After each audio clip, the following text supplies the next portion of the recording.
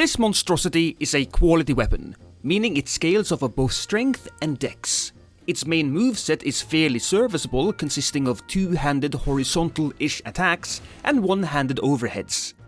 The damage is decent but nothing special, just like your mom's lasagna.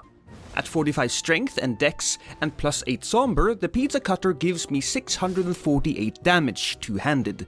But let's not waste any time talking about the basics. The main attraction of this weapon is obviously the weapon art.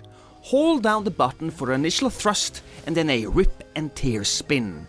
The attack will not use any stamina and the fun will last until you run out of blue juice.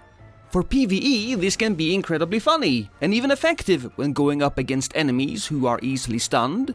However, the slow initiation of the spin makes it very situational, especially against bosses. You can make it work, I did, but most of the time they will kick you out of the animation. The big downside of this weapon is that not only is the revving up portion of the animation slow, the same is true with the end animation. If this weapon is hilarious in PvE, in PvP you might even have a stroke.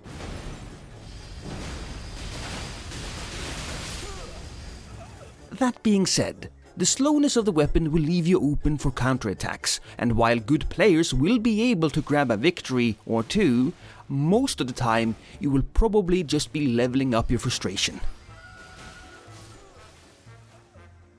One special note that I would like to add is that the weapon art does not activate the extra damage of the winged sword insignia, which is quite frankly a huge disappointment. In the end, the slow nature of the weapon makes it not very good. However, it is still incredibly funny to use, so with that in mind, I give this weapon a 6 out of 10. Just like your mom's lasagna.